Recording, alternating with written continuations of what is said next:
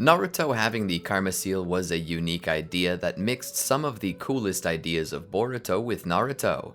It led to a very emotional story where Naruto and Minato had to decide what the cost of saving the village was, and what the cost of saving their family was. Both men, resolute to the end, were willing to sacrifice everything to save the other, and that reached an emotional climax at the end, to which, when Minato could not bring himself to kill Naruto, he instead sacrificed his own life so that Naruto may live. That was what happened. In the previous part, Minato's sacrifice and use of the Reaper Death Seal saved Naruto's life by removing Momoshiki's consciousness from within him and sealing it away. With this, Minato perished, but Naruto was freed and saved. Naruto was left with wonderful power, but the cost. I just can't help but wonder how Naruto will deal with this. Well, let's just take a peek and see, shall we? Welcome to the Amagi. Before we begin, we publish a new video every day, so be sure to subscribe to our channel and ring the bell to get notified about our latest videos. We here at the Amagi have noticed that a fair deal of our viewers aren't actually subscribed to the channel. That means that YouTube is doing a good job of getting our videos to the right people, but if you want to support the channel and never miss a video, make sure you hit that subscribe button and ring the bell too.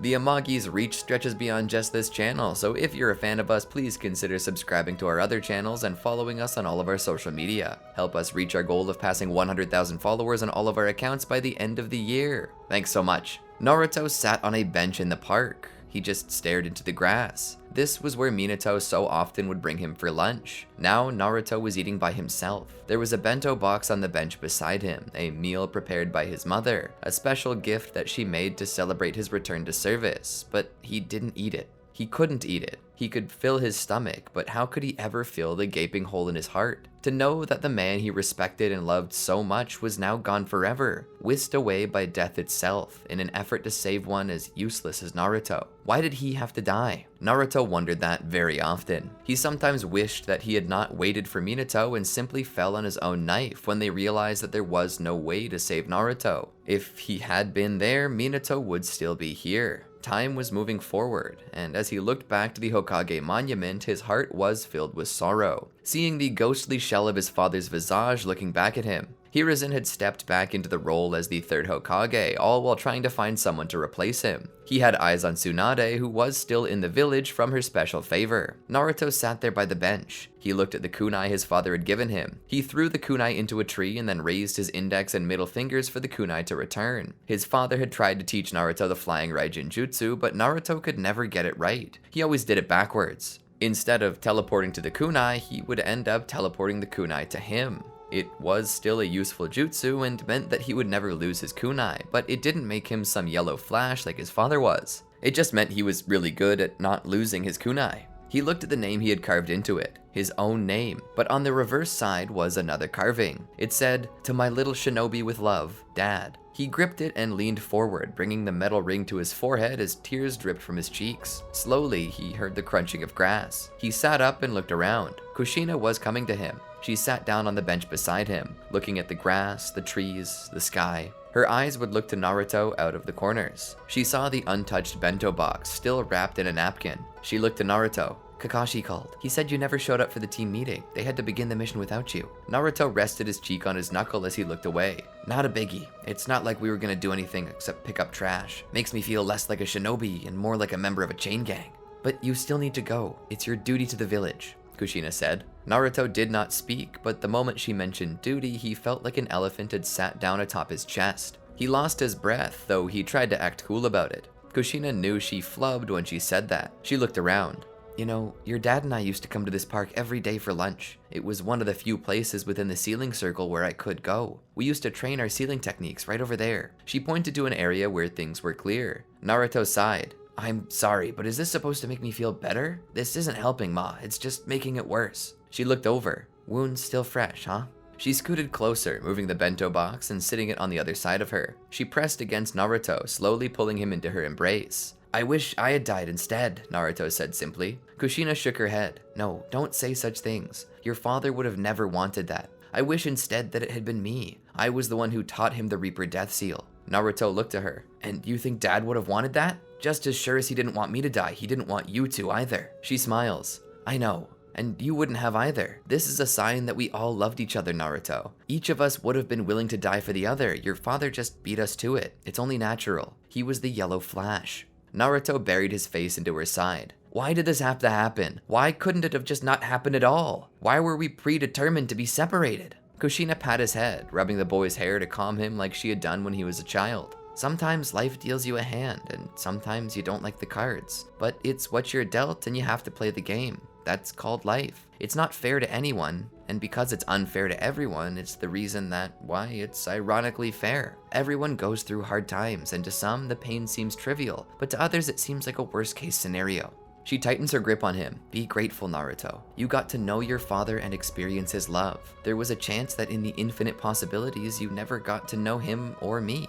I would hate that world, Naruto said flatly. Kushina nodded. Maybe, but you would still fight and live through it, because I know you. You wouldn't give up. Your father is watching you always. He's not gone from us just because we can't see him. We can feel him in our hearts, and he'll always be with us. Naruto lay there for a moment more. Kushina would take out the bento and open it. Let's have lunch together. Sasuke and Sakura were picking up trash from the streets. Kakashi was standing there nose deep in Icha Icha. Yeah, it might have been the 15th time he had read this particular novel, but it still maintained that spark for him now. Despite knowing every page like the back of his hand, capable of reciting entire chapters word for word verbatim, he still read it. Sasuke used his grabber tool to pick up the trash and fit it into his trash bag. Sakura's eyes looked up with a little sorrow in them. Naruto and Kushina were coming their way. Kushina approached Kakashi with Naruto by her side. Kakashi closed his book. Kushina pushed Naruto forward. Isn't there something you wish to say to Kakashi, Naruto? Naruto's eyes did not raise to meet Kakashi's. His head remained down, eyes shrouded in shadow from his overhanging hair. I'm sorry I blew off our team's mission. Kakashi put his hand on Naruto's head. It's okay, he said simply. He pulled out an extra trash bag and grabber, handing them to Naruto. Naruto took them and began assisting the others. Kushina approached Kakashi. I'm really sorry about his tardiness. He's just not been himself since Minato. Kakashi raised a hand to stop her. It's okay, Kushina. I understand what he's going through. Minato was the last member from my old team. I know what he's going through. If I could blow off this mission just to sulk, trust me, I would do it too. Kushina smiled a bit. You've always been a good man, Kakashi. Wise beyond your years and understanding. Kakashi blushed a bit from the compliment. Well, I know what he's going through. I lost my father at a young age too. Kushina smiles and offers a slight bow. I must be on my way now. I'll see you around. Sakura looked back at Naruto and approached him. Naruto? He looked at her for a moment. She continued. I'm sorry about your dad. Why should you be sorry? You didn't kill him, Naruto responded. Sakura nodded. I'm just sorry it happened at all. Naruto was in the mood that he had a plethora of things to say to her about this, just utterly rude comments boiling in his head, just enough to tell her how very little her apology meant, but he swallowed all of that, knowing that it was merely the moment talking. He simply uttered thanks as he continued. They continued the work for the rest of the day before Kakashi decided to let them go. On his way home, Naruto stopped by that bench again and just sat there. He knew his mother was making dinner, but he had time. He sat there silently. He felt so close to his father when he came here. It was peaceful and reminded him of all the fun they had, learning to play shogi together, the lunches. There were so many good memories that even the taint of loss could not corrupt them. He felt almost as if he could feel his father sitting down beside him. Suddenly, the bench creaked as someone did sit down on it. Naruto's eyes opened as he looked over to see a man with white hair sitting down on the bench. He looked over at the man with such a fire in his eyes that seemed as if the man had just uttered the worst possible insult. The man looked to Naruto. In fact, he had always been looking at him. He was even sitting cockeyed to get a better view of the boy. Naruto was suddenly creeped out by the man. The man sat forward and offered him a popsicle. Naruto stood from the bench and was preparing to run. The man seemed confused. That's no way to treat a godfather, he said as he sat back. Naruto squinted. Uncle Jiraiya? The man nodded as he began to eat one of the popsicles. He offered the other to Naruto, who took it. Naruto sat down and began to eat the popsicle slowly.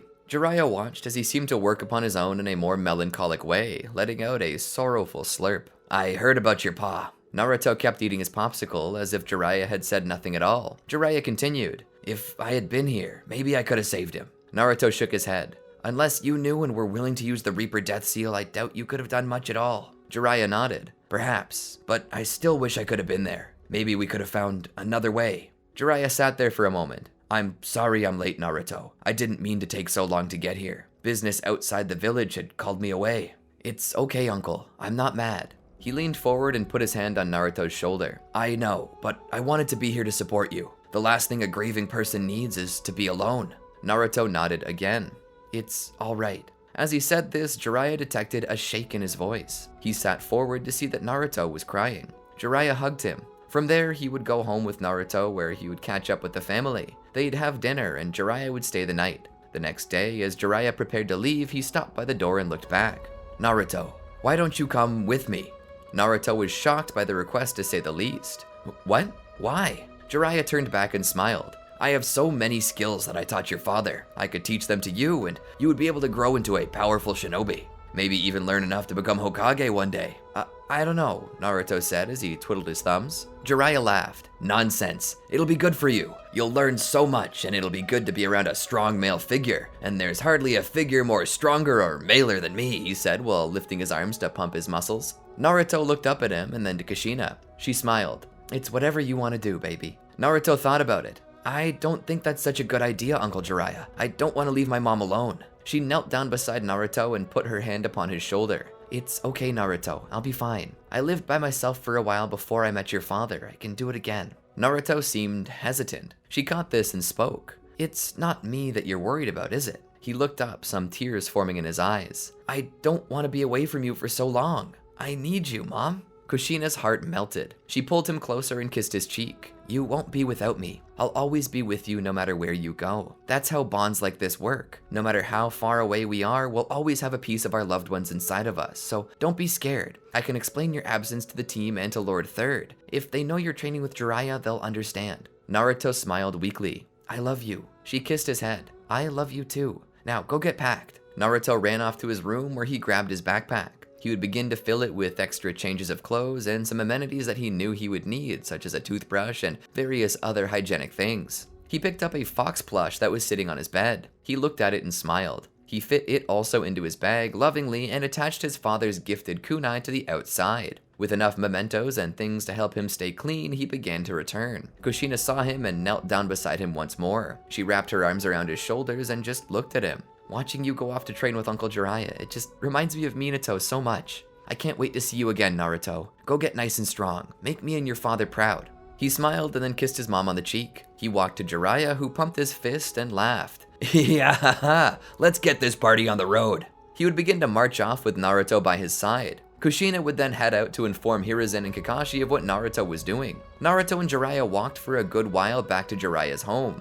It was in the woods. They would make it home at about sundown where they would just have enough time to get settled in. He helped Naruto get comfortable. He smiled. I'm glad to see you've adjusted quickly. Most people get homesick the night they leave. Naruto pulled out the fox plush and the kunai and sat them both near his bed and looked at them. I have my home inside me, he said as he looked at the two items. I have my mom and my dad in my heart. And so long as I have that, any place can be home, no matter how far away. Jiraiya nodded. That's a good way to think about it. Anyway, I'm glad you decided to come. We can begin training in the morning if you like. Naruto nodded. He desired to learn what his father knew. He was excited to train with Jiraiya, which would make sleeping a bit of a chore for him, especially considering how excited he was. But eventually he did drift off to sleep. The day after, he woke up bright and early to the smell of eggs and bacon sizzling in a pan. He would sit down at his seat and found his plate filled with eggs, bacon, potatoes, and toast. He was blown away with how delicious the food was. He had never pegged his uncle as much of a cook, but this was fantastic.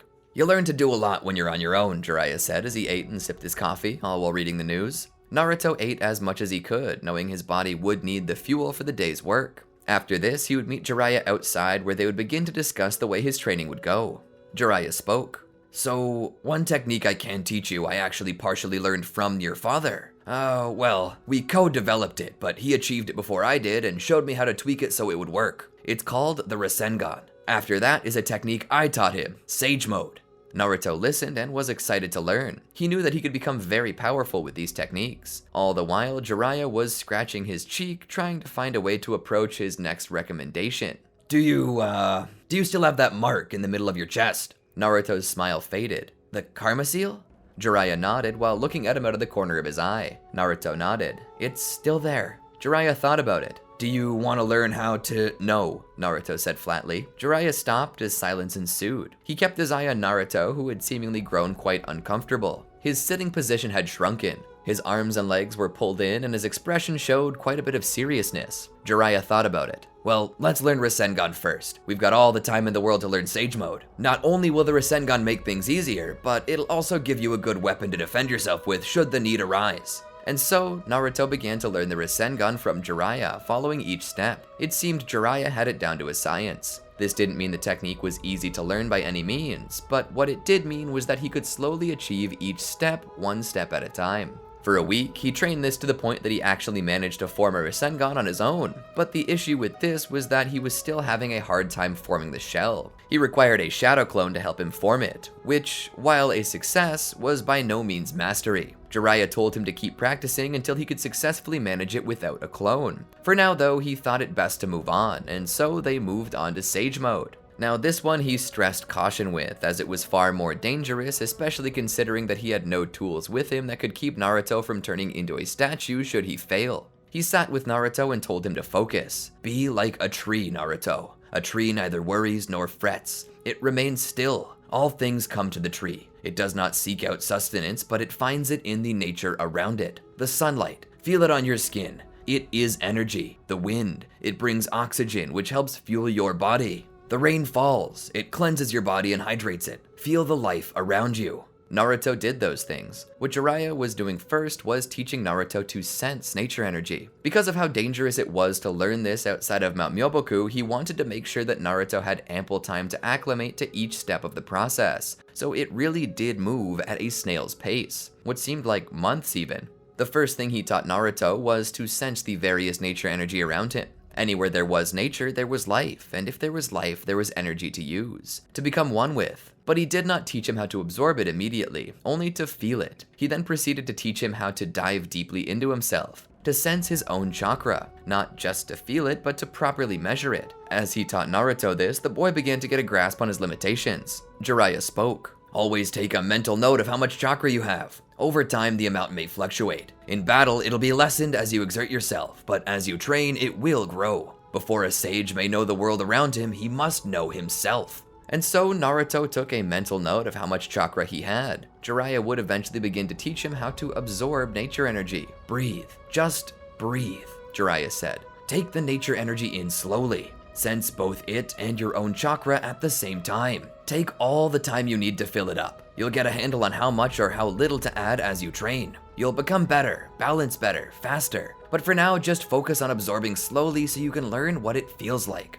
Naruto did this slowly, eventually gaining orange pigmentation around his eyes. Jiraiya smiled. You're now utilizing Sage Mode. Practice this every day carefully. Naruto continued to do so until he could enter Sage Mode quickly. Jiraiya smiled as Naruto had shown progression. He would sit down with Naruto during their lunch. Hey, Naruto. The boy would look up at him and smile. What is it, Uncle Jiraiya? Jiraiya would cautiously approach the situation. Do you believe that if a man possesses strength, that it's his responsibility to use it to help others? Naruto nodded. Yeah. Jiraiya smiled to himself. And do you think that, even if a man is hurt by the strength, he should use it anyway to save others? Naruto nodded again. If a man can change things, he should be willing to make any sacrifice to help others, even if it costs him his life. Jiraiya looked down. This is why I want to teach you how to use your karma seal. Naruto felt his heart sink. Use my karma? Jiraiya nodded. I know you don't like it, but it's a power only you can achieve. You need to learn it. Naruto turned around on the picnic table. He looked like he was about to get up and leave, but he didn't. I don't know if I can, Uncle. Jiraiya felt bad about pushing this, but he knew Naruto had the capabilities to use it. You should try. Naruto shook his head and stood. No, it's off limits. I'll never use it as long as I live. Jiraiya looked to him. Would you really let people die because of your refusal to use it? Naruto was silent. He walked off. That night, he lay in bed and looked at his kunai while gazing up at the plush fox. Dad, what do I do? He closed his eyes. As he lay there, he heard someone enter the room. Suddenly, Naruto was in the park again, on the bench, and by his side was Minato. Naruto looked over. Dad. Minato put his arm around Naruto. Tough choice, huh? I know all about that. It's something a Hokage must do every day. Tell me what troubles you, Naruto. Naruto looked up. Jiraiya wants me to train with the Karma Seal. Minato nodded. And? And what? Naruto asked. I can't. Minato laughed just a little. We both know that's not true. It's well within your power. Naruto sighed. I don't want to use it. And why is that? Minato asked. I don't want to use it because you were killed because of it. I don't want to use the power that got you killed. I don't want to use the power of Momoshiki. Minato sighed. It's not Momoshiki's power. Naruto looked up in confusion. Minato tapped the boy's chest with his index finger. It's your power. It's not power that Momoshiki gave you, it's the body he tried to steal. Minato crossed his legs and looked up to the sky. When you were born and I held you in my arms, I saw myself in you. You had my hair and my fire in you, yet you had your mother's nose and her ears. You wailed with a fury that reminded me of her fury. You are every bit our child, and Momoshiki tried to take that away from you. But your strength pushed you forward, and because I loved you, I gave back to you what Momoshiki took away. The power of that karma seal is your birthright. You defied fate. You defied the god that put it on you in hopes of possessing you. It is your trophy and my final gift to you. If you don't wish to use it, I won't be upset. I'll never be mad at you. But no, you are always my child because love makes it so. And that power wasn't what killed me. I died to give it to you. So don't feel scared. Don't feel guilty about using it. It's your gift. Use it to save the world that Momoshiki wanted to destroy. The ultimate revenge on him. Naruto smiled solemnly and nodded. I miss you, Dad. Minato hugged Naruto.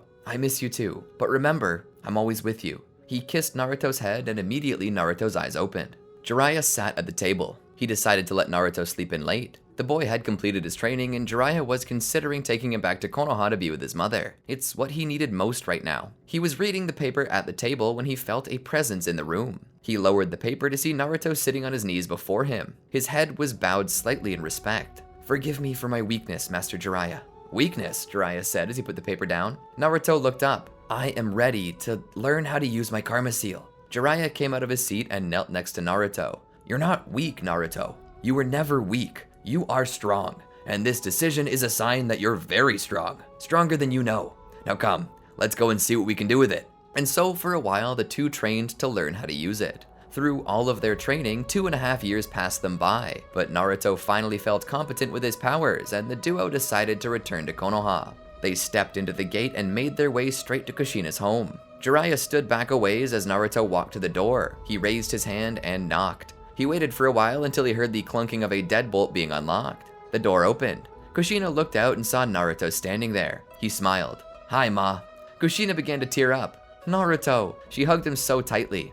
Jiraiya couldn't help but smile. She looked him over. You've grown so much. You're so tall now. Naruto smiled. She led them inside. There they would have dinner and Jiraiya would once again stay the night. The day after, he would set out for home. Things all seemed happy. Naruto got to catch up with his team, to which they all seemed to have grown as well. Naruto also caught up with Kakashi, who was the only one who didn't seem to change. The Hokage rock had also changed, depicting the face of Tsunade. It truly was a merry time, but as you know, good times don't always last. While Tobi had at one time before been deterred from getting the Nine Tails by Momoshiki, he was not yet ready to give up. He hoped to attack Konoha as it was at rest, hoping to take the Nine Tails by force. The issue with this was that the Uchiha still lived there. The Uchiha had many a strange ability granted them by the power of their Mangekyo, which meant that things would not be so easy to deal with. He decided that the entirety of the Akatsuki would launch their final attack on Konoha. Once they had the Nine Tails, the world would no longer have any hope of stopping them.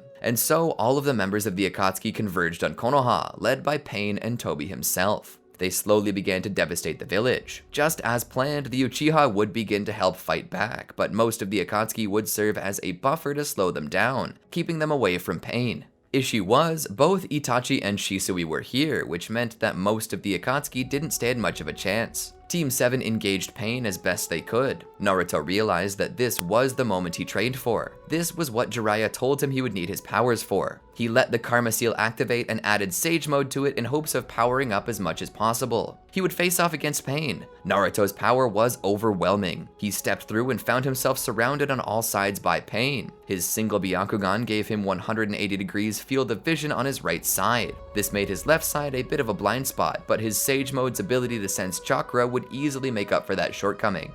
He would rush forward. The Diva Path would fire chakra rods at him, but Naruto's speed was too much. He easily dodged out of the way of the chakra rods and put a fist into Pain's stomach before he could even see it, knocking him back through 2 buildings. From there, the Ashura Path would raise his arm, a chakra cannon forming. He would fire a concentrated blast at Naruto. Naruto's hand would raise and catch the blast, absorbing it into his body. The Ashura Path's eyes would widen. Was that the Preta Path? he asked in response to Naruto's ability to absorb chakra. He rushed forward and with a single motion ripped both of the Ashura Path's arms from his body before kicking him so hard that his head went rolling. He would immediately turn to the others. Who's next? They were confused and astounded by this. The Animal Path attempted her summons while the Naraka Path summoned the King of Hell to resurrect their fallen comrades. Naruto would punch through the summons before reaching the Animal Path herself and evaporating her with a single massive blast of chakra. The attack the Ashura Path had sent at him returned and magnified 100 times. Naruto then saw the Naraka Path and focused on killing it next. He would cup his hands together and smash it in the top of the head with so much force that its spine would shatter to pieces, reducing the Naraka Path to a mere half of its original height.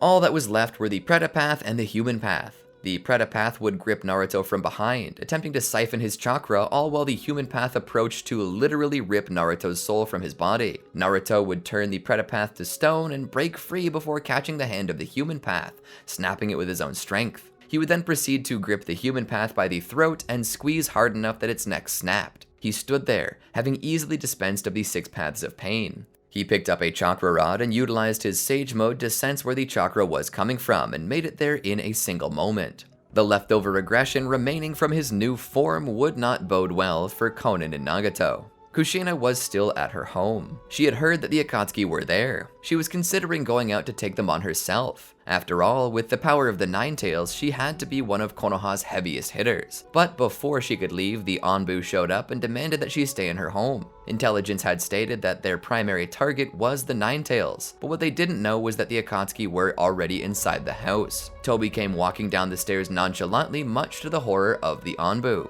They got into defensive position. They threw kunai at him, but before they hit, he utilized Kamui to disappear. Suddenly, he was behind them. They had no time to react before he pressed his arms through their bodies with Kamui and suddenly became tangible again. Each one, an arm piercing their chest cavity, fell and perished. Obito turned to Kushina and smiled beneath his mask. It's been a long time, Jinchuriki of the Nine Tails. Sadly for you, there's no demon to save you this time. He raised his hand to knock her out, but he felt his hand grabbed by another. He looked back to see Naruto standing there. Are you so sure? Tobi pulled his hand back. Naruto stepped forward and went to punch Tobi as he had the others, but he felt like his hand phased through his whole body. It seemed that he wasn't going to be able to deal with him through brute force as he had the others. At that time, Tobi managed to strike Naruto and push him back. Naruto thought about this and smiled. He has to turn tangible to strike me. That's when I should strike. But how? He thought of an idea. He pulled out his kunai. When he and Tobi rushed each other, Naruto threw his kunai at Tobi, which he phased through.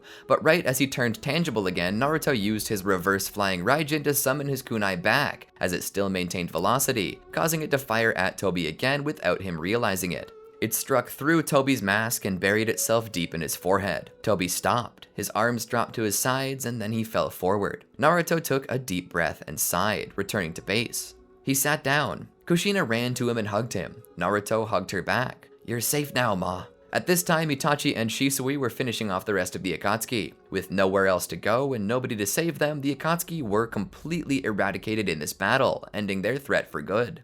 Eventually, their base of operations would be found, and the Ghetto statue too, to which they would study and eventually release the tailed beasts from within, returning them to their home nations, which would help foster peace with the other nations. Naruto would continue to serve Konoha, eventually making Jonin, where he would train his own team before eventually the title of Hokage was passed to him. During this time, Toneri would probably attempt to destroy the earth, but it's questionable if he could truly compare to Naruto at this point, so more than likely he gets wiped out just as easily. Or that's what I think. What do you think? Were you surprised with how easily Naruto just flat out bodied the Akatsuki? Well, honestly, you shouldn't be. The tiering of Naruto just keeps increasing the threat levels. Momoshiki and by extension Boruto have become the strongest characters yet revealed in the manga. So if Naruto ever decided to train himself on how to use the power of his karma and then stack it with Sage Mode, he would wipe the floor with everyone. Forget about Madara and Kaguya, Naruto would body Ishiki at full power right now. So once Naruto really learns to master his power, pretty much nothing in the original story arc is much of a threat to him anymore. But what do you think? Leave a message in the comments below and let us know. Until next time, peace. Did you enjoy our video? Well then be sure to check out these other great videos from the Amagi, and make sure to subscribe and ring the bell to get notified about our latest videos.